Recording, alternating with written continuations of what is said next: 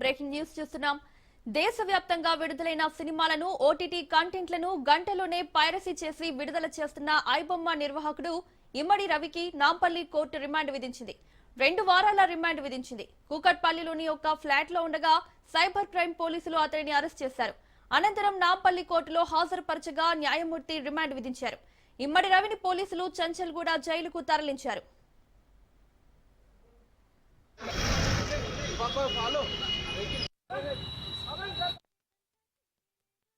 ఇమ్మడి రవి నిన్ననే ఫ్రాన్స్ నుంచి హైదరాబాద్ వచ్చాడు. కూకట్పల్లిలోని రైన్ విస్టా ఫ్లాట్ లో ఉండగా పోలీసులు అదుపులోకి తీసుకున్నారు. అతను కరేబియన్ దీవుల్లో ఉంటూ ఐబొమ్మ నిర్వహిస్తున్నాడు. అతడి స్వస్థలం విశాఖపట్నం. అతడి ఫ్లాట్ నుంచి పెద్ద మొత్తంలో హార్డ్ డిస్కులు, కంప్యూటర్లు, సినిమాలకు సంబంధించిన హెచ్డి ప్రింట్లను పోలీసులు స్వాధీనం చేసుకున్నారు. అప్లోడ్ చేయడానికి సిద్ధంగా ఉన్న కొన్ని సినిమాల కంటెంట్ ను హోల్డ్ చేశారు.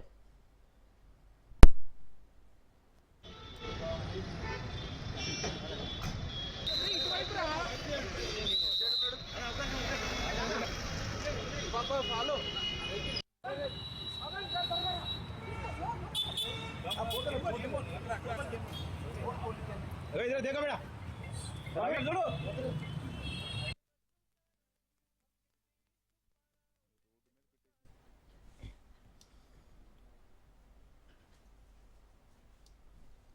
సాఫ్ట్వేర్ ఇంజనీర్ నుంచి పైరసీ కింగ్ పిన్ గా మారాడు ఇమ్మడి రవి. బెట్టింగ్ యాప్స్ ప్రమోషన్స్ తో కోట్లు సంపాదించాడు. కరేబియన్ దీవులకు వెళ్లే ముందు హైదరాబాద్ లో సాఫ్ట్వేర్ కంపెనీ స్థాపించాడు. ముంబై యూనివర్సిటీలో ఎంబీఏ చేశాడు. కొన్ని సంవత్సరాలుగా పెద్ద ఎత్తున సినిమాలు పైరసీ చేస్తూ సినిమా ఇండస్ట్రీకి 3,000 కోట్ల నష్టం వాటిల్లేలా చేశాడు. రవికి కొంతకాలంగా భార్యతో విభేదాలున్నాయి. విడాకుల కోసం హైదరాబాద్ కు వచ్చాడు. రవి వస్తున్న సమాచారాన్ని అతని భార్య పోలీసులకు అందించింది. భార్య ఇచ్చిన సమాచారంతో రవిని పట్టుకున్నారు పోలీసులు.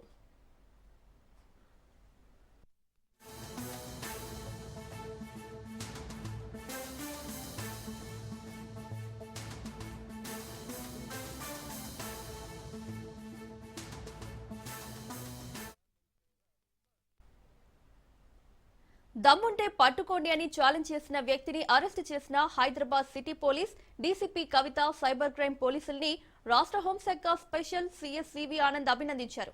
ఐబొమ్మ నిర్వాహకుడు ఇమ్మడి రవిని అరెస్ట్ చేయడంపై ఆయన ఆనందం వ్యక్తం చేశారు.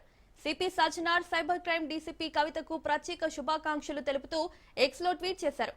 హ్యాకర్లు డిజిటల్ కంపెనీల సర్వర్లను హ్యాక్ చేసి ఒరిజినల్ సినిమా కాపీలను తమ వెబ్సైట్లలో రిలీజ్ చేయడం ద్వారా high level HD cinema piracy press meet proceedings ను తిరిగి పోస్ట్ చేస్తున్నట్లు ట్వీట్ లో పేర్కొన్నారు. దీనివల్ల సినీ ఇండస్ట్రీకి భారీ నష్టం వాటిల్లిందన్నారు. ఈ ఏడాది జూన్ నుంచి ఐబొమ్మ నిర్వాహకుడిని అరెస్ట్ చేసేందుకు సైబర్ క్రైమ్ రెయిన్బవళ్లు కష్టపడిందన్నారు.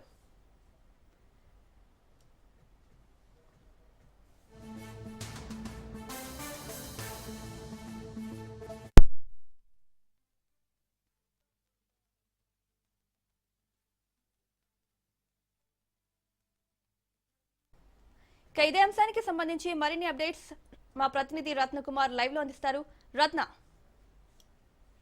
తిమింగలం ఐబొమ్మ నిర్వాహకుడు ఇమ్మడి రవిని ఎట్టకేలకు సైబర్ క్రైమ్ పోలీసులు అరెస్ట్ చేశారు. విదేశాల నుంచి హైదరాబాద్ వస్తున్న ఇమ్మడి రవిని సైబర్ క్రైమ్ పోలీసులు పక్కా సమాచారంతో కాపు కాసి పట్టుకోవడం జరిగింది. ప్రస్తుతం రిమాండ్ లో ఉన్నారు ఇమ్మడి రవి. నిన్న సాయంత్రం ఆయన్ని అరెస్ట్ చేసిన అనంతరం రిమాండ్ కు తరలించడం జరిగింది. ఇమ్మడి రవి దాదాపు 3,000 కోట్ల రూపాయల నష్టాన్ని గత సంవత్సరమే ఐబొమ్మ కార్యకలాపాల ద్వారా చిత్రసీమకు నష్టం చేకూరడంలో తన యొక్క పాత్ర చాలా కీలకంగా ఉంది అనేది గతంలో ఐబొమ్మకు సంబంధించి కావచ్చు, అలాగే ఇతర ఏవైతే పైరసీకి సంబంధించినటువంటి యాప్స్ ఉన్నాయో మూవీ రూల్స్, అలాగే తమిళ రాకర్స్ అని చెప్పని రకరకాల యాప్స్ను కూడా, ఈ యాప్స్ అన్ని కూడా చిత్రసీమలో పైరసీ ద్వారా కొత్త సినిమాలను పైరసీ చేసి చిత్రసీమకు అనేక రకాలుగా నష్టం వాటిల్లేలా చేస్తున్నాయి. కొన్ని వేల కోట్ల రూపాయల నష్టం వాటిల్లుతోంది. గత సంవత్సరమే దాదాపు 3,000 కోట్ల రూపాయల నష్టం వాటిల్లిందనేది చిత్రసీమ నుంచి వచ్చినటువంటి సమాచారం. ఈ క్రమంలోనే సినీ నిర్మాతలు ఫిర్యాదు చేయడం జరిగింది పోలీసులకు, సైబర్ క్రైమ్ పోలీసులకు ఫిర్యాదు చేసి అసలు దీనంతటికి కూడా కారణం ఎవరున్నారు, ఎవరి ద్వారా యొక్క పైరసీ అనేది జరుగుతుందనే విషయాలకు సంబంధించి కూడా ఇమ్మీడియట్ గా ఆరా తీయాలన్నటువంటి ఉద్దేశంలో భాగంగానే గత కొంతకాలం నుంచి సైబర్ క్రైమ్ పోలీసులు యొక్క పైరసీ భూతం మీద ఫోకస్ చేయడం జరిగింది. అందులో భాగంగానే ప్రీవియస్ గా కొంతమంది పైరసీకి సంబంధించినటువంటి నిర్వాహకులను అరెస్ట్ చేసిన తర్వాత ఐబొమ్మ మీద ఫోకస్ చేయడం జరిగింది. ఎందుకంటే ఐబొమ్మ అనేది చాలా కీలకంగా ఉంది పైరసీలో. వచ్చినటువంటి కొత్త సినిమాలు ఏవైనా సరే క్షణాల్లోనే ఐబొమ్మలోకి వచ్చేస్తూ ఉంటాయి. వ్యూవర్షిప్ కూడా చాలా ఎక్కువగా ఉంటుంది. దీని ద్వారా కొన్ని వందల కోట్ల రూపాయలను ఐబొమ్మ నిర్వాహకుడు రవి సంపాదించినట్లు కూడా ఐడెంటిఫై చేశారు. అయితే ఐబొమ్మ నిర్వాహకుడు రవిని పట్టుకోవడంలో బెట్టింగ్ యాప్స్ అనేవి చాలా కీలకంగా మారాయని చెప్పాలి. ఎందుకంటే గత కొంతకాలం నుంచి కూడా ఈ ఆన్లైన్ గేమింగ్ బెట్టింగ్ యాప్స్ కు సంబంధించి కూడా వీళ్ళకు లావాదేవీలు అనేవి ఎక్కడ జరుగుతున్నాయి అనే దాని మీద సైబర్ క్రైమ్ పోలీసులు ప్రధానంగా దృష్టి సారించిన నేపథ్యంలోనే ఈ మూలాలు మొత్తాన్ని కూడా ఐడెంటిఫై చేస్తున్నటువంటి సందర్భంలో ఈ నిధుల ప్రవాహాన్ని ట్రేస్ చేస్తున్నటువంటి లింక్స్ ద్వారా ఇంటర్ లింక్స్ ద్వారానే ఇమ్మడి రవి యొక్క ఆసూకిని కూడా ఐడెంటిఫై చేయడం జరిగింది. ఎందుకంటే ఐబొమ్మలో సినిమాలు చూడాలి అంటే ఫుల్ ప్లెజ్డ్ గా వస్తున్నటువంటి సినిమాలు మొత్తాన్ని కూడా వ్యూస్ చేయాలంటే ఖచ్చితంగా దానికంటే ముందుగా వచ్చినటువంటి betting apps 1x betting app అనేది కావచ్చు, లేకపోతే రకరకాల బెట్టింగ్ యాప్స్ అనేవి పైన స్ప్లాష్ అవుతూ ఉంటాయి.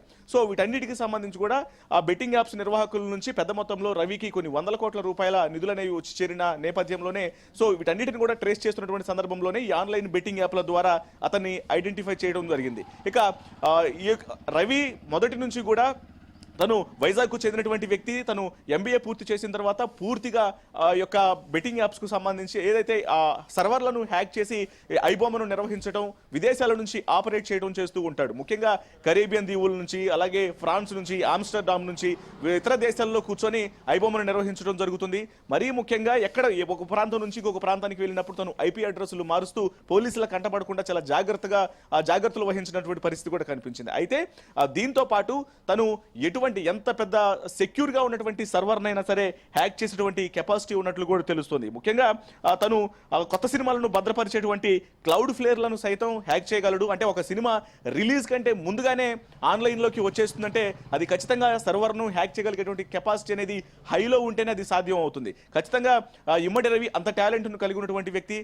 MBA పూర్తి చేసిన తర్వాత ఈ సర్వర్ హ్యాకింగ్ కు సంబంధించి కూడా పూర్తిగా దాంట్లో ఒక నిపుణుడిగా ఉన్నాడు. ఎక్స్పర్ట్ గా మారి ఇమీడియట్ గా ఎక్కడైతే కొత్త సినిమాలు అనేవి రిలీజ్ అవ్వబోతున్నాయో అయ్యున్నాయో వాటన్నిటిని కూడా పైరసీ చేయడం, ఇమీడియట్ గా ఐబొమ్మలోకి తీసుకొచ్చి అప్లోడ్ చేయడం, తర్వాత దాని ద్వారా ఆదాయం సంపాదించడం, అలాగే ఈ సినిమాలు వస్తున్న సందర్భంలోనే ఏవైతే కొన్ని బెట్టింగ్ యాప్స్ అనేవి స్ప్లాష్ అవుతూ ఉంటాయో ఆ బెట్టింగ్ యాప్స్ ద్వారా సంపాదించడం, ఇలా కొన్ని వందల కోట్ల రూపాయలను కూడా సంపాదించినట్లు తెలుస్తుంది. ఇక నిన్న రవిని పట్టుకొని అరెస్ట్ చేసిన తర్వాత కుకట్పల్లిలోని ఆయన యొక్క అపార్ట్మెంట్ లో ఫ్లాట్ లో పోలీసులు సోదాలు చేయడం జరిగింది. అక్కడ దాదాపు 3 కోట్ల రూపాయల నగదును సీజ్ చేశారు. కొన్ని ల్యాప్టాప్లు, హార్డ్ డిస్క్లు, మొబైల్ ఫోన్లను కూడా సీజ్ చేసినటువంటి పరిస్థితి కూడా కనిపించింది. సో మొత్తానికి గత కొంతకాలం నుంచి తప్పించుకొని తిరుగుతున్నటువంటి ఐబొమ్మ రవిని పోలీసులు పట్టుకొని అరెస్ట్ చేయడం జరిగింది.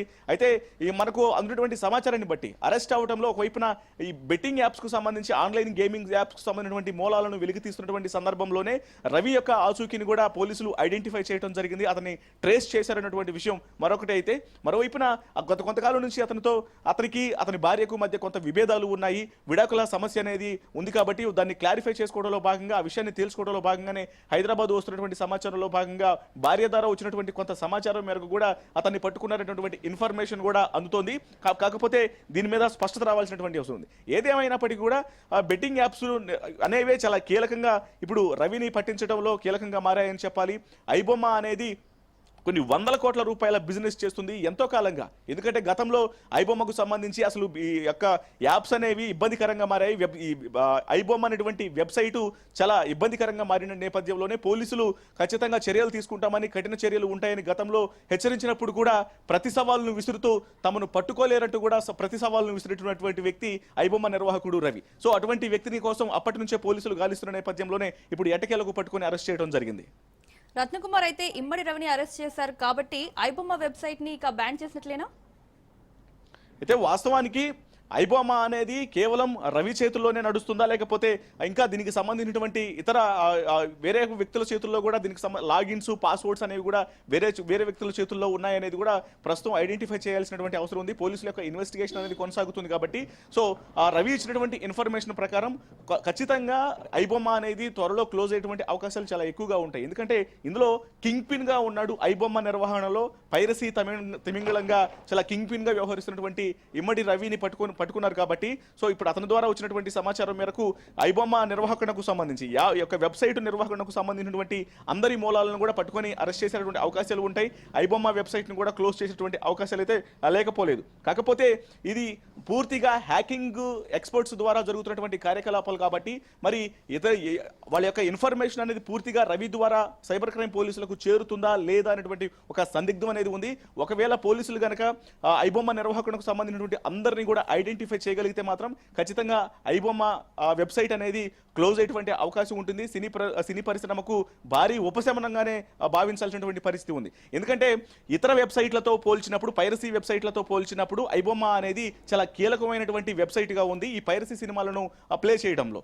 ఒక సినిమా థియేటర్లోకి రాకముందే అలాగే వచ్చిన మరుక్షణం కొన్ని గంటల్లోనే ఐబొమ్మలోకి వచ్చేస్తుంటుంది. వ్యూవర్షిప్ అనేది చాలా ఎక్కువగా ఉంటుంది. సో ఇప్పుడు ఇటువంటి వెబ్సైట్ అనేది క్లోజ్ అయిందంటే మాత్రం ఖచ్చితంగా సినీ పరిశ్రమకు ఒక ఉపశమనంగానే భావించాల్సినటువంటి పరిస్థితి ఉంది. ఇప్పుడు అందరినీ పట్టుకొని అరెస్ట్ చేస్తారా లేకపోతే లాగిన్స్ అనేవి కూడా సర్వర్లకు సంబంధించి ఐబొమ్మ నిర్వహణకు సంబంధించి పూర్తి కింగ్ పిన్ గా కూడా రవినే ఉన్నాడా అనే విషయం ప్రస్తుతం ఇన్వెస్టిగేషన్ లో ఉంది. కాబట్టి ఇది కన్ఫర్మ్ అయిన తర్వాత ఐబొమ్మ అనేది చాలా కీలకంగా అంటే పోలీసులు, సైబర్ క్రైమ్ పోలీసులు ఐబొమ్మను క్లోజ్ చేసేటువంటి అవకాశాలు కూడా ఉంటాయి.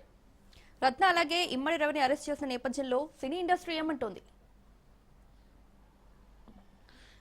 ప్రస్తుతం ఐబొమ్మ నిర్వాహకుడు ఇమ్మడి రవి అరెస్ట్ అయ్యాడు కాబట్టి ఇది ఓవరాల్ గా ఇది కొంత పోలీసులు అంటే గతంలో సిపిగా హైదరాబాద్ సిపిగా ఉన్నటువంటి సివి ఆనంద్ దీని మీద ప్రధానంగా దృష్టి సారించడం జరిగింది. ఆయన తర్వాత దానిని ఇప్పుడు ప్రస్తుత సిపిగా ఉన్న హైదరాబాద్ సిపి సజ్జనార్ దాన్ని కంటిన్యూ చేస్తూ ఉన్నారు. ఆయన మొదటి నుంచి కూడా ఆయన వేరొక డిపార్ట్మెంట్ లో ఉన్నప్పటి నుంచే ఈ ఆన్లైన్ బెట్టింగ్స్ కి సంబంధించి కావచ్చు, అలాగే ఈ పైరసీలకు సంబంధించి కూడా ఆ సోషల్ మీడియా వేదికగా తన వాయిస్ ను బలంగా వినిపించినటువంటి వ్యక్తి ప్రస్తుతం హైదరాబాద్ సిపిగా ఉన్నటువంటి ఆ సజ్జనార్. ఇప్పుడు ఆయన చేతుల్లోనే బాధ్యతలనే ఉన్నాయి కాబట్టి ఖచ్చితంగా ఈ యొక్క ఆన్లైన్ గేమింగ్స్ కు సంబంధించి కావచ్చు, బెట్టింగ్ యాప్స్ కు సంబంధించి కావచ్చు, ఈ పైరసీ బోతాలను పూర్తిగా తరిమికొట్టేటువంటి అవకాశాలు ఉంటాయి. ఇక ప్రస్తుతం సినిమాలకు సంబంధించి ముఖ్యంగా చిన్న నిర్మాతలు, మధ్యస్థాయి నిర్మాతలు 2 కోట్ల రూపాయలు పెట్టి 5 కోట్ల రూపాయలు 10 కోట్ల రూపాయలు పెట్టి సినిమాలు నిర్మించినటువంటి ఒక యావరేజ్ మార్కెట్ ఉన్నటువంటి ప్రొడ్యూసర్స్ కు ఇది భారీ ఉపశమనంగా భావించాలి.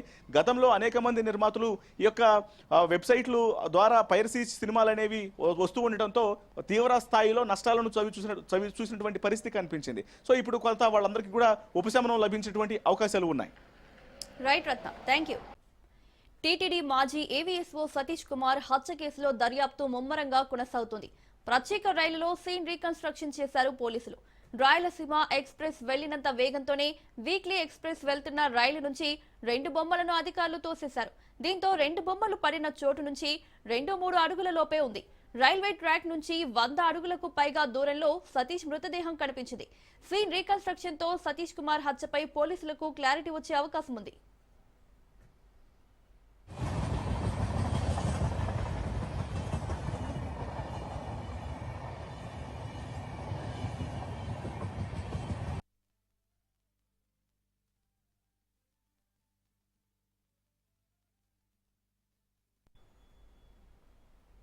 టీటీడీ మాజీ ఏవీఎస్ఓ సతీష్ కుమార్ హత్య కేసులో దర్యాప్తు ముమ్మరంగా కొనసాగుతోంది. ప్రత్యేక రైల్లో సీన్ రీకన్స్ట్రక్షన్ చేశారు పోలీసులు. రాయలసీమ ఎక్స్ప్రెస్ వెళ్లినంత వేగంతోనే వీక్లీ ఎక్స్ప్రెస్ వెళ్తున్న రైలు నుంచి 2 బొమ్మలను అధికారులు తోసేశారు. దీంతో 2 బొమ్మలు పడిన చోటు నుంచి 2-3 అడుగుల లోపే ఉంది. రైల్వే ట్రాక్ నుంచి 100 అడుగులకు పైగా దూరంలో సతీష్ మృతదేహం కనిపించింది. సీన్ రీకన్స్ట్రక్షన్ తో సతీష్ కుమార్ హత్యపై పోలీసులకు క్లారిటీ వచ్చే అవకాశం ఉంది.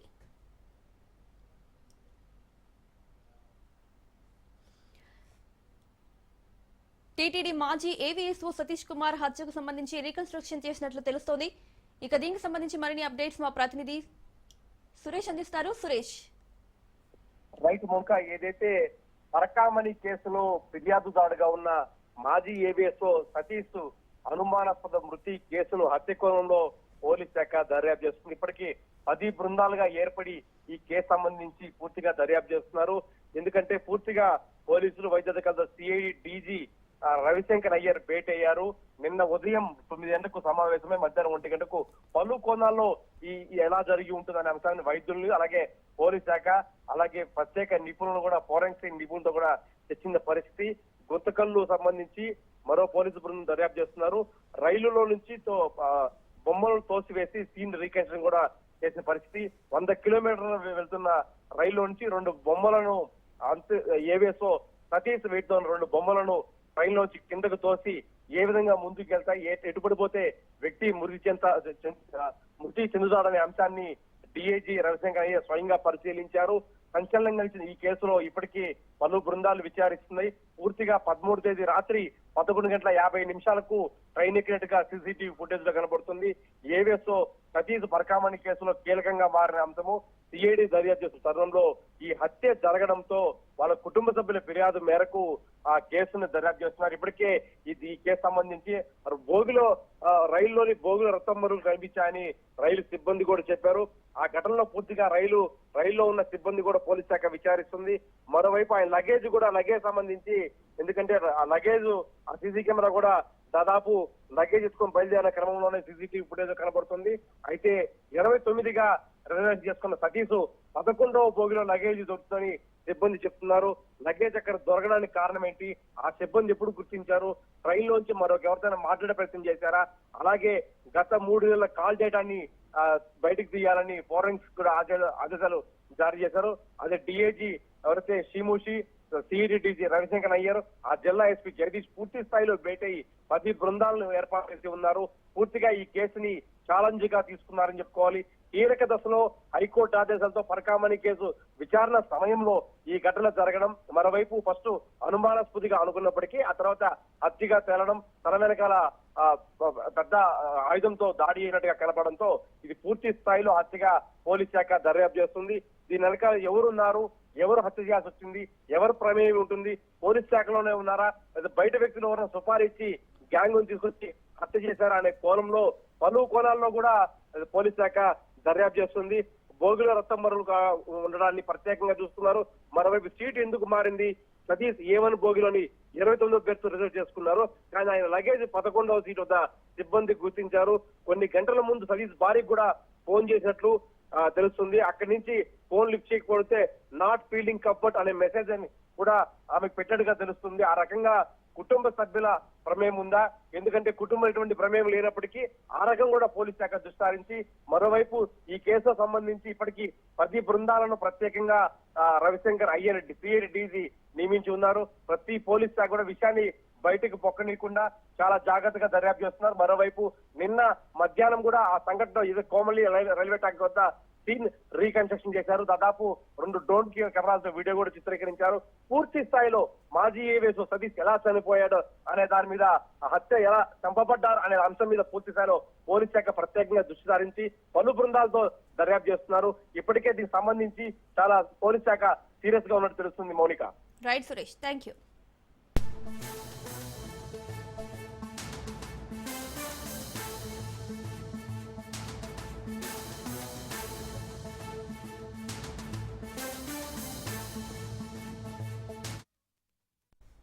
వంగవీటి మోహనరంగ ఆశయ సాధనకు కృషి చేస్తానని ఆయన కుమార్తె వంగవీటి ఆశా కిరణ్ ప్రకటించారు.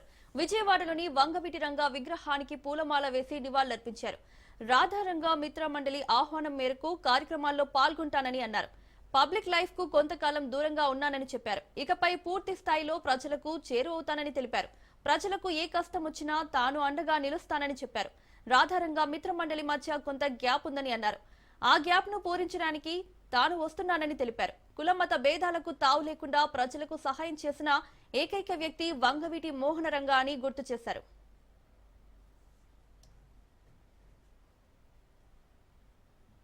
రాధాకృష్ణ గారు ఒక 81 జయంతి. ఆయన మా నాన్నగారు వంగవీటి మోహనరంగ గారికి ప్రియమైన అన్నగారు కాబట్టి ఈ రోజున పాలకల్లో కాపు వనభోజనాలు జరుగుతున్నాయి. ఆ సందర్భంగా నేను రాధారంగ మిత్రమండలి సభ్యుల్ని కలవడం జరుగుతుంది. అలాగే రంగా గారి అభిమానులు కూడా కలవడం జరుగుతుంది. సో ఆ దిశగా ఇవాళ ప్రోగ్రామ్ అనేది ప్లాన్ చేసుకున్నానండి. ప్రస్తుతానికి అలాంటిది ఏమీ అనౌన్స్మెంట్ లేదండి. ఏదన్నా ఉన్నా ఫ్యూచర్లో రాధారంగ మిత్రమండలి పెద్దల్ని సలహా సూచనల మేరకు వాళ్ళ సజెషన్ బట్టి రావాలా లేదనేది అప్పుడు డిసైడ్ చేసుకుంటాను. ప్రస్తుతానికి మాత్రం ఇవాళ కాపు వనభోజనాలు. ఆ సందర్భంగా రాధారంగ మిత్రమండలి సభ్యుల్ని కలవటము, రంగా గారి అభిమానులు కలవటము, ఎందుకంటే రాధారంగ మిత్రమండలిని స్ట్రెంథెన్ చేయాలనే ఉద్దేశంతో నేను ఇవాళ ముందుకు వెళ్తున్నాను. అది అందరినీ ఒక దాటికి తీసుకొచ్చి ఆ గ్రూప్ని స్ట్రెంగ్తన్ చేయాలనేది నా కోరిక. మా ఇద్దరిది ఒకవేళ ఫ్యూచర్లో బాటలు వేరైనా గమ్యం ఒకటే. ఏది అని అంటే రంగా గారి ఆశయ సాధనాలని ముందు తీసుకెళ్ళటం, పేద ప్రజలకు, బలహీన వర్గాలందరికీ మేము సహాయం చేయటము, వాళ్ళకి అండగా ఉండటం అనేది మా ధ్యేయం. నేను అమ్మ కోసము అన్న కోసము రాజకీయంగా బయటకు వచ్చాను. కానీ కొన్ని ఫ్యామిలీ రెస్పాన్సిబిలిటీస్ మూలంగా నేను రాజకీయానికి లేకపోతే పబ్లిక్ లైఫ్కి దూరంగా ఉండడం జరిగింది. కానీ వాళ్ళ నుంచి నేను డెఫినెట్గా యాక్టివ్గా పబ్లిక్ లైఫ్లో ఉంటాను. మా రాధారంగ మిత్రమండలి సభ్యులతో కలుస్తాను, రంగా గారి ఫ్యాన్స్తో కలుస్తాను. వాళ్ళతో ఏంటి అనేది ఇష్యూస్ అనేది నేను డెఫినెట్ డిస్కస్ చేస్తాను. రాధాకృష్ణ గారు వంగవీటి మోహనరంగ ఆశయ సాధనకు కృషి చేస్తానని ఆయన కుమార్తె వంగవీటి ఆశా కిరణ్ ప్రకటించారు. విజయవాడలోని వంగవీటి రంగ విగ్రహానికి పూలమాల వేసి నివాళులర్పించారు. రాధారంగ మిత్ర మండలి ఆహ్వానం మేరకు కార్యక్రమాల్లో పాల్గొంటానని అన్నారు. పబ్లిక్ లైఫ్ కు కొంతకాలం దూరంగా ఉన్నానని చెప్పారు. ఇకపై పూర్తి స్థాయిలో ప్రజలకు చేరువవుతానని తెలిపారు. ప్రజలకు ఏ కష్టం వచ్చినా తాను అండగా నిలుస్తానని చెప్పారు. రాధారంగ మిత్ర మండలి మధ్య కొంత గ్యాప్ ఉందని అన్నారు. ఆ గ్యాప్ ను పూరించడానికి తాను వస్తున్నానని తెలిపారు. కులమత భేదాలకు తావు లేకుండా ప్రజలకు సహాయం చేసిన ఏకైక వ్యక్తి వంగవీటి మోహనరంగ అని గుర్తు చేశారు.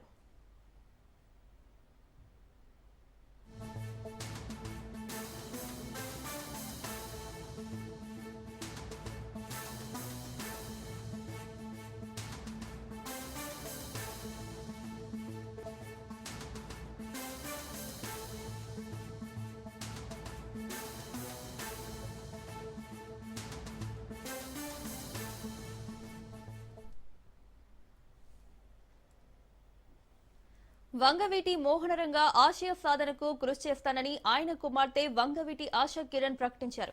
విజయవాడలోని వంగవీటి రంగ విగ్రహానికి పూలమాల వేసి నివాళులర్పించారు.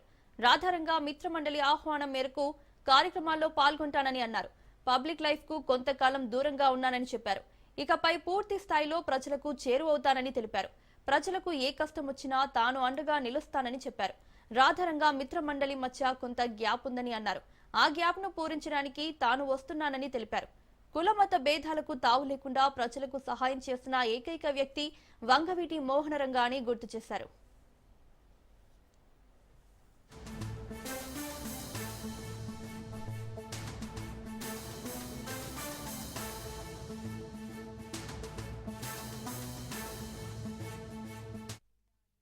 కృష్ణ గారు ఒక 81 జయంతి.